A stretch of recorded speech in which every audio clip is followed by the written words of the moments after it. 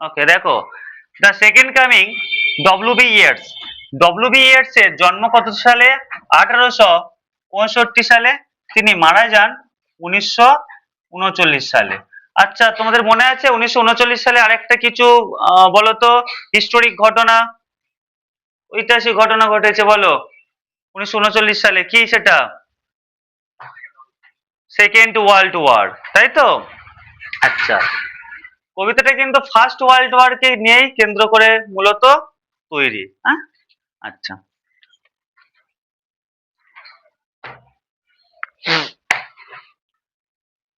কবিতা পড়ার আগে আগে আমরা উইলিয়াম বাটলার ইয়েটস সম্পর্কে কিছুটা জেনে নি, চলো। হ্যাঁ, উইলিয়াম বাটলার ইয়েটস, যার জন্ম 1865 সালে এবং 1939 সালে তিনি মারা যান। তিনি একজন আইরিশ পোয়েট ছিলেন। Irish poet.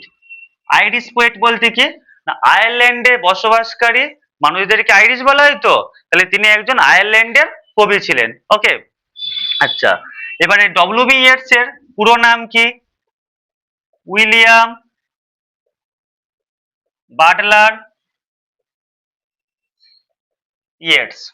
ওকে, তারপরে উইলিয়াম বাটলার ইয়েটস এর ওয়াইফের নাম ছিল Georgina Hyde Lees. Okay, the wife. হ্যাঁ, ওকে, একটা গার্লফ্রেন্ডও ছিল। হ্যাঁ, উইলিয়াম বাটলার ইয়েটস এর একটা বিলাভেড ছিল। হ্যাঁ, তার নাম কি? মডগান। MAUD, মডগান। ওকে, তিনি মডগানকে নানা রকম ভাবে প্রেম নিবেদন করেছিলেন, ঠিক আছে, কিন্তু তার সত্ত্বেও মডগান তার প্রেম প্রস্তাব অ্যাকসেপ্ট করেনি কখনো। পরবর্তী সময়ে মডগানের মেয়ে হয়, মানে মডগান অন্য জায়গায় বিয়ে করে নেয় এবং মডগানের মেয়ে হয়, এবং তার মেয়েও যখন একটা প্রাপ্তবয়স্ক এজে চলে যায়, হ্যাঁ, ম্যাচিওর এজ হয়ে যায়, ঠিক তখনই আবার উইলিয়াম বাটলার ইয়েটস তার মেয়েকেও আবার বিয়ের প্রস্তাব দেয়। হ্যাঁ, তা সত্ত্বেও কিন্তু সে মেয়েটাও রাজি হয়নি, কিন্তু তারপরে ও বিয়ে করে জর্জিনা হাইড লিসকে, অবশেষে বিয়ে করে নেয়। ততদিন সিঙ্গেল ছিল বেচারা। হ্যাঁ, ভালোবাসা। আচ্ছা, আইরিশ পোয়েট। আচ্ছা, এইবারে দেখো, এই যে দ্য সেকেন্ড কামিং, এই কবিতাটার হচ্ছে আসল নাম কিন্তু দ্য সেকেন্ড বার্থ। হ্যাঁ, কবিতাটার আসল নাম দ্য সেকেন্ড বার্থ। আচ্ছা, তো আমি আগে দেখিনি, এখানে যদি আর কিছু বলার থাকে তোমাদের। আচ্ছা, দ্য সেকেন্ড কামিং লিখেছে কে? ডব্লিউ বি ইয়েটস, যার পুরো নাম হচ্ছে উইলিয়াম বাটলার ইয়েটস, যিনি জন্মগ্রহণ করেছেন 1865 সালে এবং মারা যান 1939 সালে। ওকে, তিনি একজন আইরিশ পোয়েট ছিলেন। তার গার্লফ্রেন্ডের নাম ছিল মডগান, যাকে কিনা তিনি বিয়ের জন্য প্রস্তাব দিল, সে অ্যাকসেপ্ট করেনি, এবং সেই কারণে তিনি অবশেষে বিয়ে করে নেন কাকে? Georgina hide লিসকে। ওকে, তিনি 1923 সালে, 1923-তে সে লিটারেচারের জন্য নোবেল পুরস্কার পেয়েছিল। ওকে, নোবেল প্রাইজ পেয়েছিলেন। আচ্ছা, কে মনে আছে রবীন্দ্রনাথ ঠাকুর কেন হচ্ছে আহ নোবেল প্রাইজ পেয়েছিলেন কেন? গীতাঞ্জলির জন্য। আচ্ছা, পার্টিকুলার কি গীতাঞ্জলির জন্য রবীন্দ্রনাথ ঠাকুর নোবেল প্রাইজ পেয়েছিল? কে বলবে?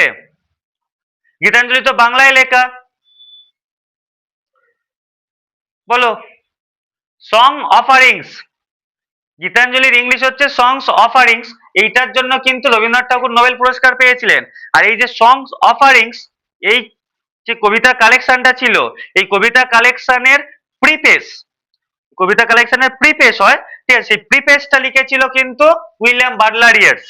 ঠিক আছে, প্রিপেস মানে কি জানো? তোমরা দেখবে প্রত্যেককে বই খুলবে, যেমন ধরো এটা তোমাদের টেক্সট বই তো একটা, ধরো এই টেক্সট বইয়ের প্রত্যেকটা বইয়ের সামনে দেখবে একটা করে প্রিপেস থাকে। এই দেখো, এই যেমন প্রিপেস, দেখো, ঠিক আছে।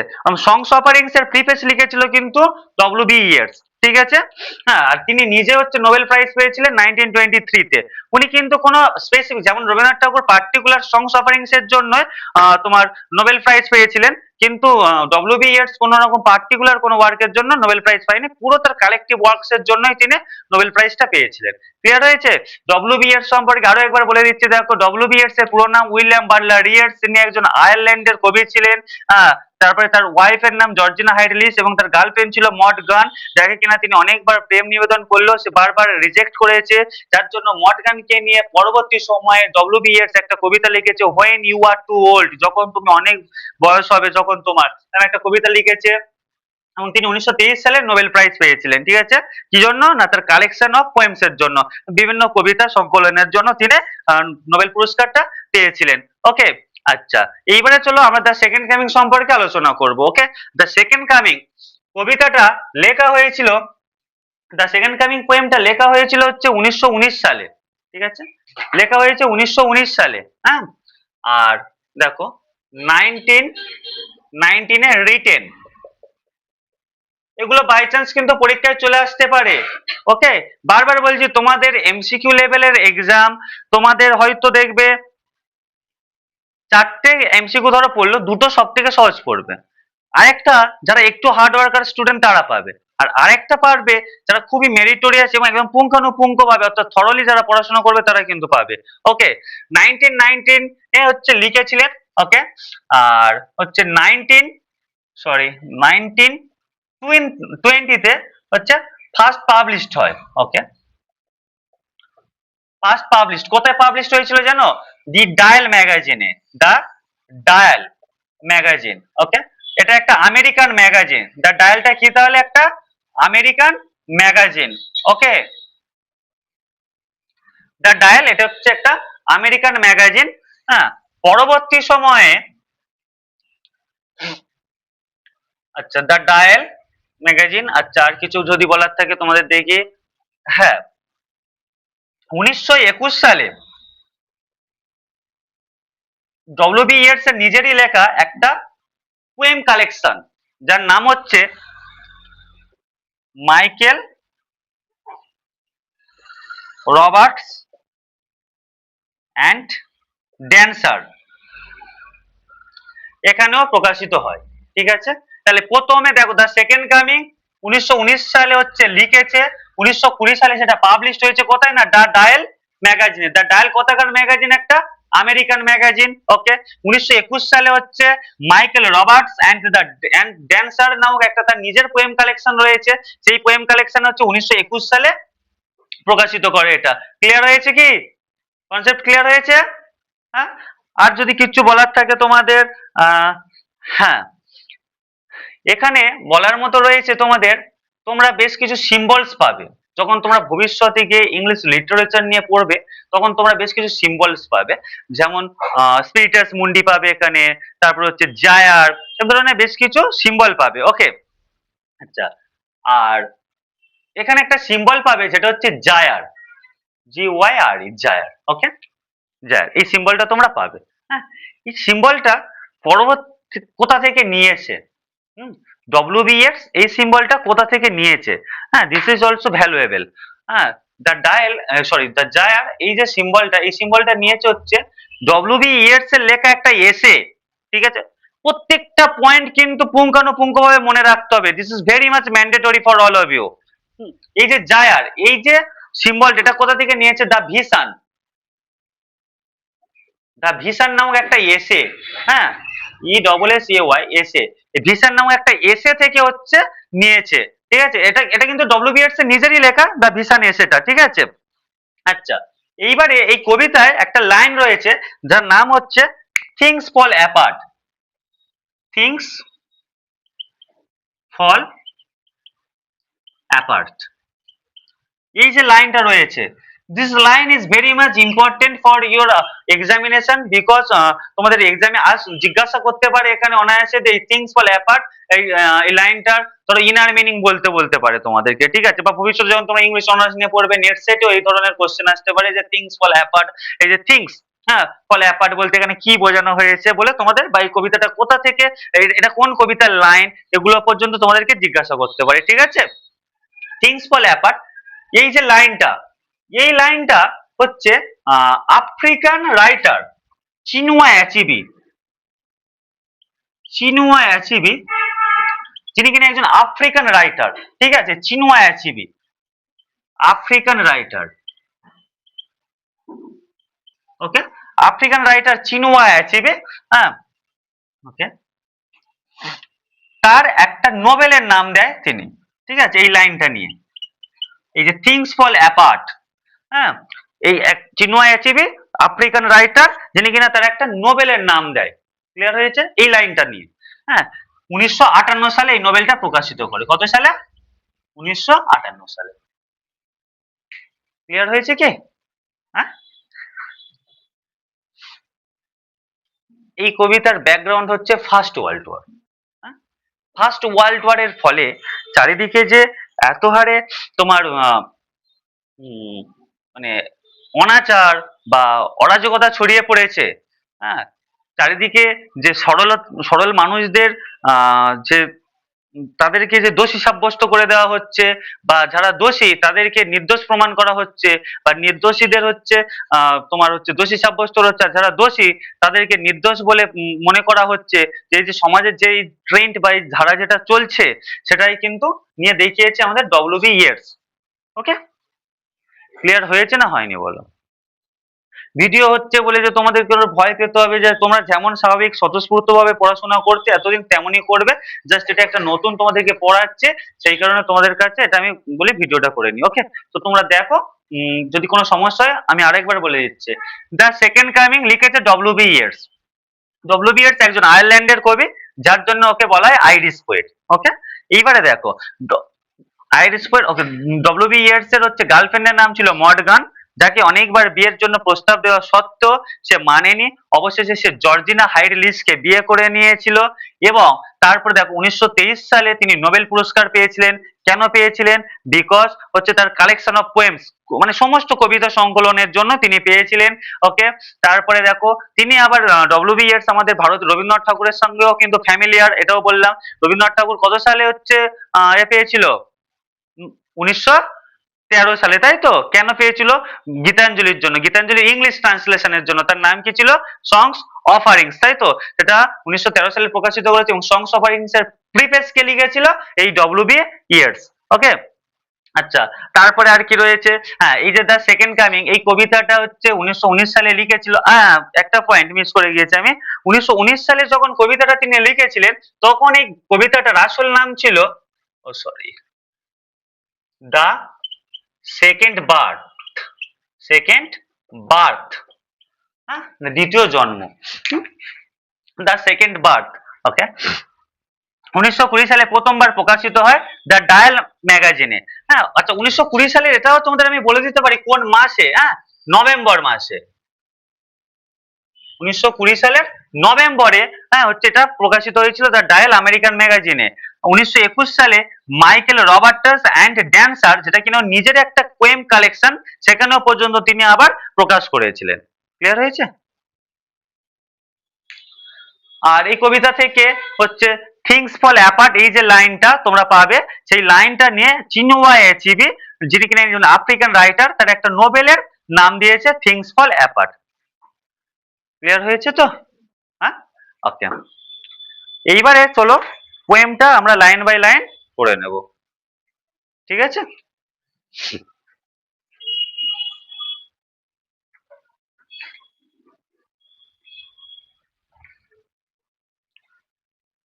তোমরা টেক্সট বইয়ের 44 পেজ খুলবে সব।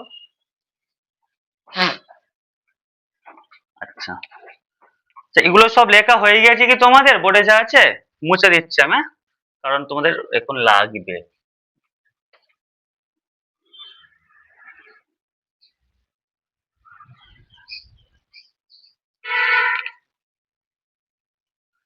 সহিক বলো, দ্য সেকেন্ড কামিং কত সালে পাবলিশ হয়েছে? হ্যাঁ, 1920। কোথায় প্রকাশিত হয়েছিল প্রথম? The Dial magazine. The Dial magazine কোথাকার ম্যাগাজিন শ্রেয়শ্রী? কোথাকার? American, good. আচ্ছা, দেখো, turning and turning in the widening gyre. Okay, Turning and turning in the widening gyre. Okay. The falcon cannot hear the falconer. এত সুন্দরভাবে এখানে উপস্থাপনা করেছে WB এর, তোমরা ভাবতে পারবে না। দেখো সাধারণ, আচ্ছা এটা কত সাল? 2026 সাল। জাস্ট 100 বছর আগেকার ঘটনা এটা। হ্যাঁ, পুরো জাস্ট 100 ইয়ার্স এগো ইনসিডেন্ট। পুরো কত সুন্দরভাবে এখানে বর্ণনা করেছে দেখো। Turning and turning in the widening gyre. আচ্ছা জায়ার মানে কি গো? কি বলবে বলো? জায়ার মানে হচ্ছে, ড্রয়িং অতটাও ভালো নয় তবু,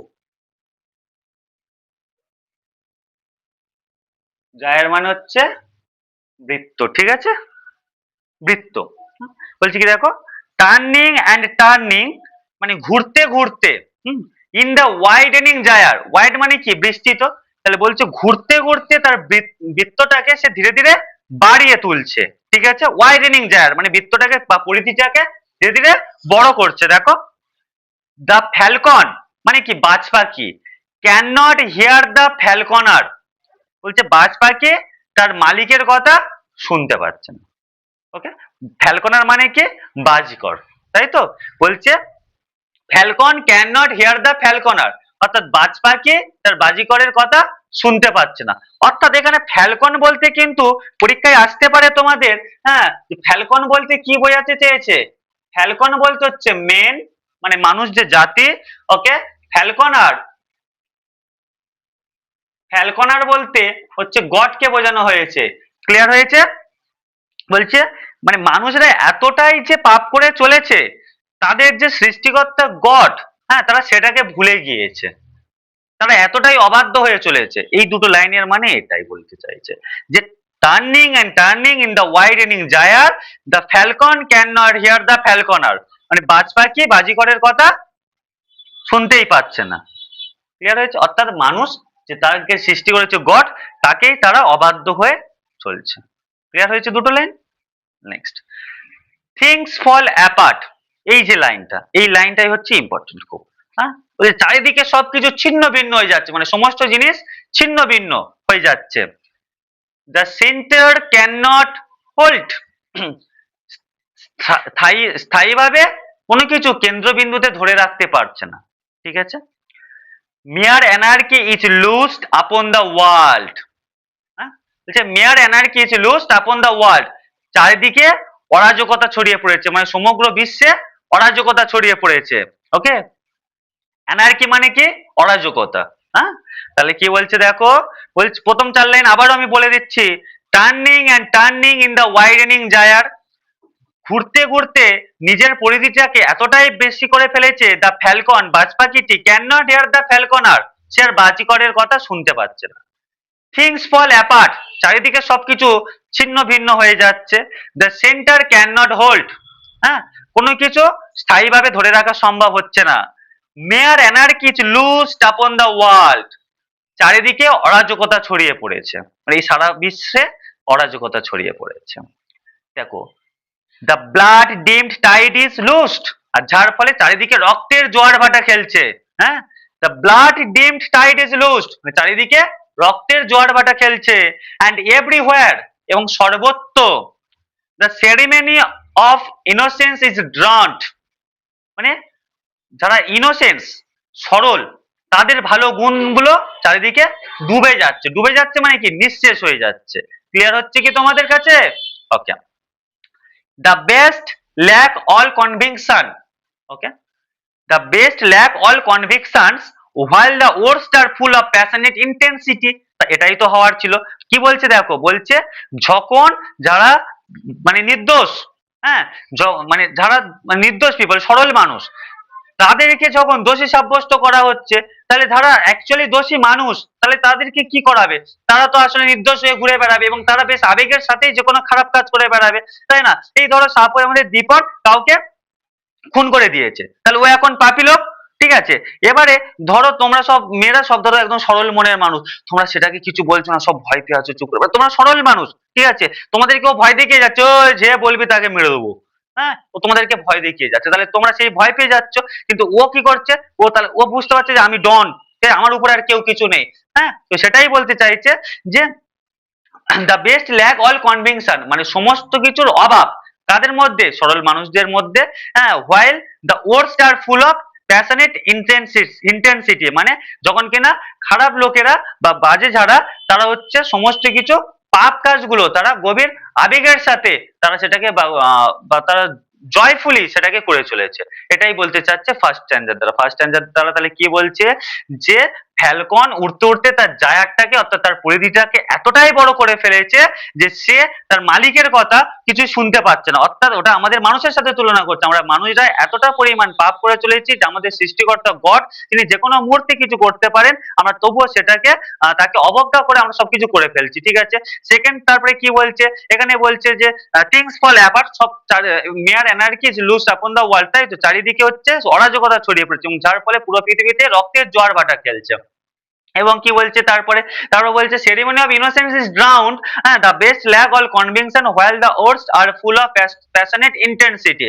এবং বলছে কি যে চারিদিকে রক্তের জোয়ার ভাটা খেলছে এবং সরল মানুষের মধ্যে থেকে তাদের সরলতা গুণটাকে ধীরে ধীরে নিঃশেষ করে দেওয়া হচ্ছে এবং যারা পাপী তারা গভীর আবেগের সাথে তারা গভীর জয়ফুলি, হ্যাঁ, ডিপ জয়ফুলি তারা হচ্ছে সমস্ত কাজ করে চলেছে। ক্লিয়ার হয়েছে কি হয়নি বলো ফার্স্ট অ্যান্সার?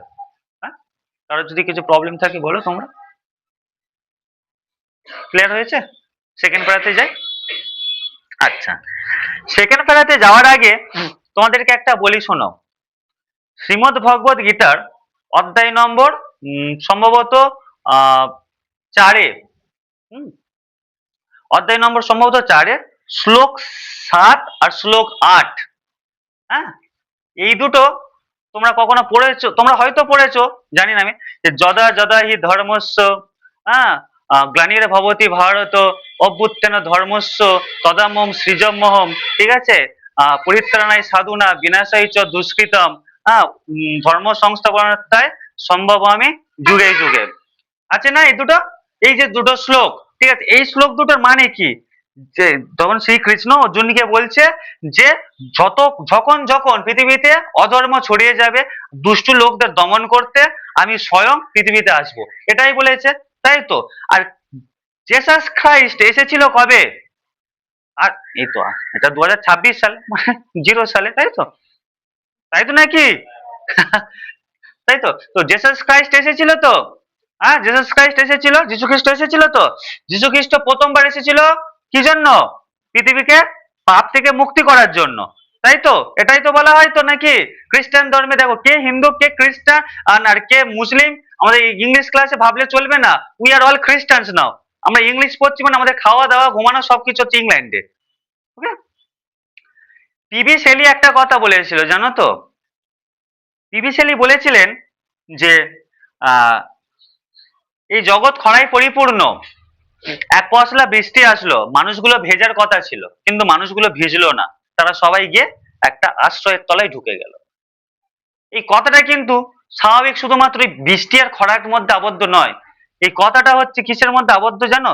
এই কথাটা হচ্ছে পিবি শেলি বলতে চেয়েছে যে জগতে পাপে পরিপূর্ণ হয়ে গিয়েছিল, যীশু খ্রিস্ট এসেছিলেন, অর্থাৎ সব মানুষের উচিত ছিল তার মানে তাকে শ্রদ্ধা করা এবং তার সংস্পর্শে থাকা।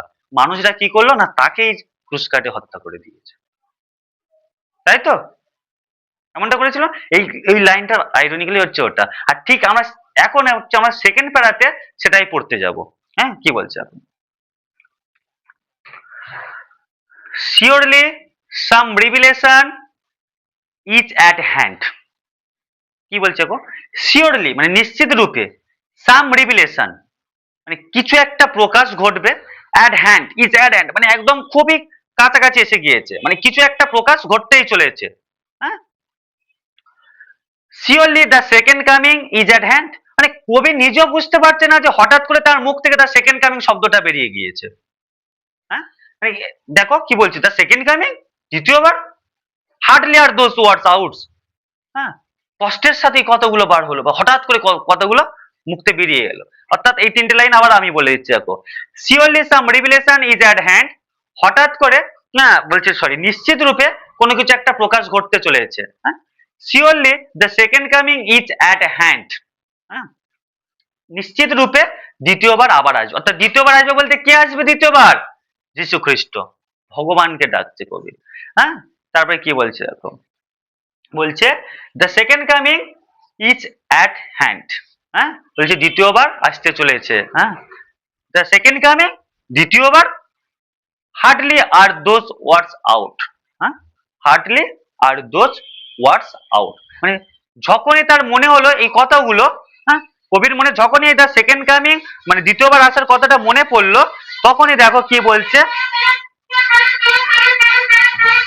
দেখো কি বলছে, হ্যাঁ, when a vast image out of spiritus mundi, বলছে when a vast image out of spiritus mundi, ওকে, একটা বিশাল প্রতিচ্ছবি, ভাস্ট মানে বিশাল, ঠিক আছে, ইমেজ মানে প্রতিচ্ছবি, হ্যাঁ, when a vast image out of spiritus mundi। আচ্ছা, spiritus mundi কি?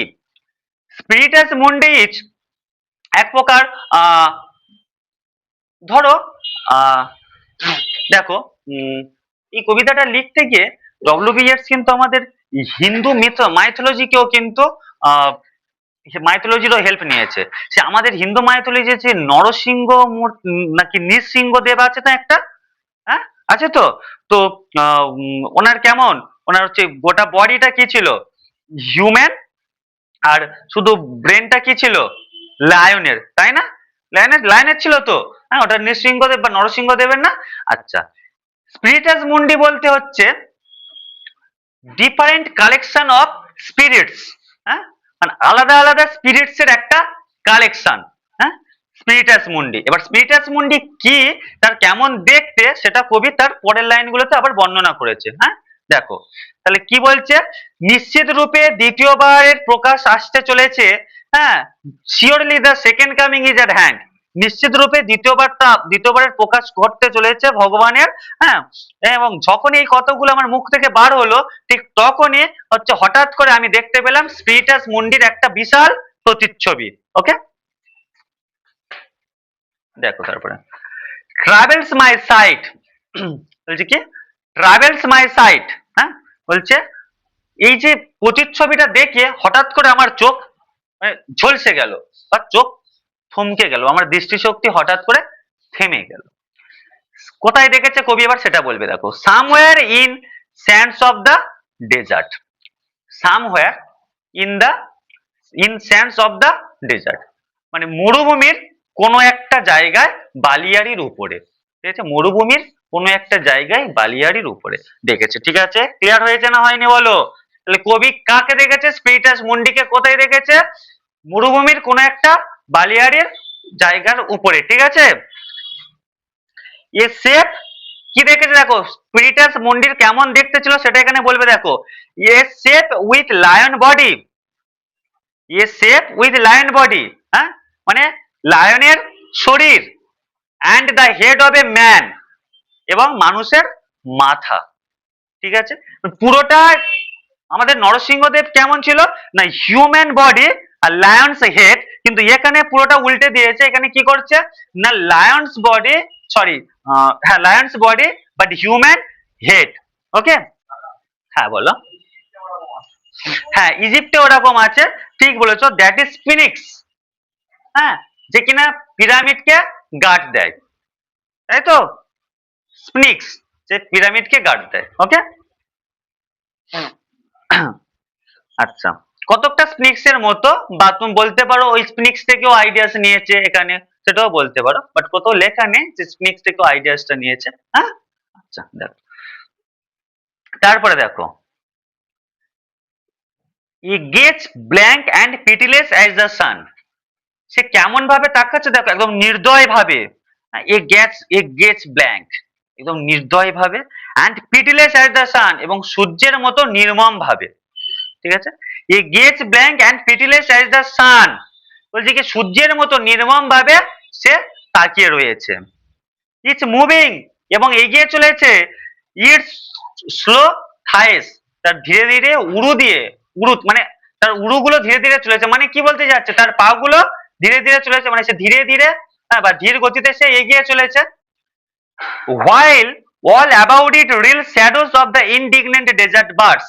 আচ্ছা, যখন কোনো হঠাৎ করে দেখবে ধরো কোনো একটা জায়গা রয়েছে যেখানে হঠাৎ করে দেখবে কোনো একটা প্রাণীকে দেখতে পেলো কোনো পাখির দল, তারা কিচিরমিচির করতে শুরু করে দেয় না? হ্যাঁ, বা ধরো কোথাও একটা ঝোপের মধ্যে অনেকগুলো পাখি টাখি রয়েছে, তোমরা জানো না, সব বন্ধু বান্ধবরা সেখানে গেছে, তারা সব কিচিরমিচির করতে করতে করতে সব উড়ে উড়ে চলে যায়, তাই না? তো ঠিক একই রকম ভাবে বলছে কি, the reel shadows of the indignant desert birds, মানে কি এই মরুভূমিতে যখন সেই মানে সরি, ওর যখন হেঁটে হেঁটে যাচ্ছিল, স্পিরিটাস মুনি যখন যাচ্ছে, তখন তার উপরে ওরকম পাখির দল কিচিরমিচির করে, হ্যাঁ, তার উপরে ছায়ার মতো বিস্তার করে নিয়েছে।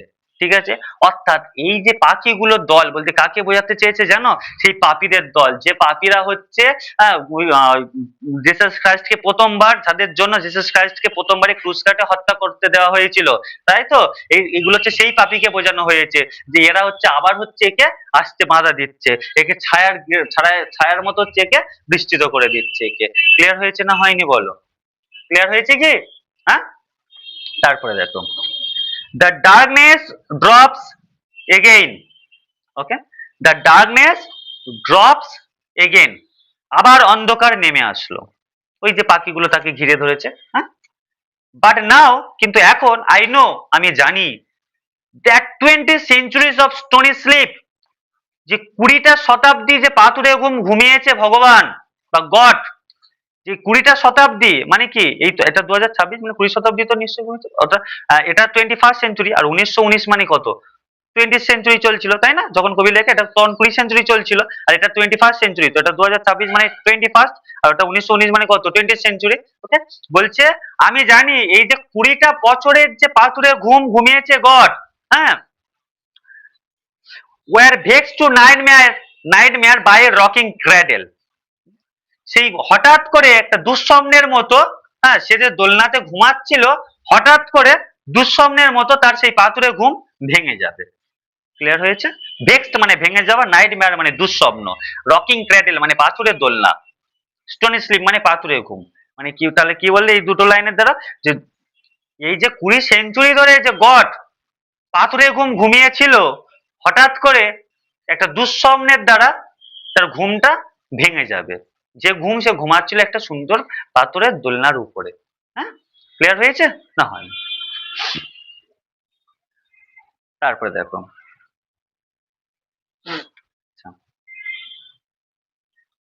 অ্যান্ড হোয়াট রাফ বিস্ট, আর কি ভয়ঙ্কর জন্তু, its hour come round at last, অবশেষে তার সময় আসলো, slouches towards Bethlehem to be born, এবং ধীরে ধীরে সে এগিয়ে চলেছে, স্লাউচেস মানে ধীরে ধীরে এগিয়ে যাওয়া, হ্যাঁ, টু বেথলাম, বেথলাম শহরের দিকে, টু বি বর্ন জন্ম নেওয়ার জন্য। ঠিক আছে, বুঝতে পেরেছো কি কবিতাটা? হ্যাঁ, ক্লিয়ার হয়েছে না আরেকবার বলে দিতে হবে? ক্লিয়ার হয়েছে কি? আর একবার মেন পয়েন্ট গুলো আমি বলে দিচ্ছি, দেখে নাও। তাহলে এটা ধরো আমি বুঝিয়ে বুঝিয়ে গেলাম, কিন্তু তোমরা পরের দিন এসে আমাকে পড়া যেমন ভাবে দেবে আমি তেমন ভাবে একবার পড়িয়ে দিচ্ছি। Turning in the widening gyre, ঘুরতে ঘুরতে নিজের পরিধিটাকে যথেষ্ট পরিমাণ বিস্তৃত করলো। The falcon cannot hear the ফ্যালকনার, বাজ পাখি তার বাজিকরের কথা আর শুনতে পেল না। থিংস ফল অ্যাপার্ট, সবকিছু জিনিস ছিন্ন ভিন্ন হয়ে যাচ্ছে। The centre can not hold, স্থায়ীভাবে কোনো কিছু ধরে রাখা যাচ্ছে না। মেয়ার অ্যানার্কি ইজ লুজড আপন দ্য ওয়ার্ল্ড, চারিদিকে, হ্যাঁ, সমগ্র বিশ্বে অরাজকতা ছড়িয়ে পড়েছে। The blood dimmed tide is loosed, চারিদিকে রক্তের জোয়ার ভাটা খেলছে। অ্যান্ড এভরিওয়্যার, এবং সর্বত্র, the ceremony of innocence is down, সরলতার আর যে মানুষ, সরল মানুষদের সরলতা হচ্ছে ধীরে ধীরে ডুবে যাচ্ছে। The best lack all conviction, এই সমস্ত কিছুর অভাব হচ্ছে।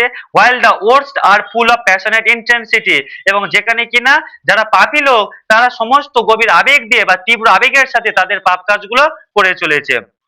শিওরলি, দ্বিতীয় স্ট্যান্জা, শিওরলি নিশ্চিত রূপে সাম রিভিলেশন ইজ অ্যাট হ্যান্ড, নিশ্চিত রূপে দ্বিতীয়বারের প্রকাশ খুব শীঘ্রই আসতে চলেছে।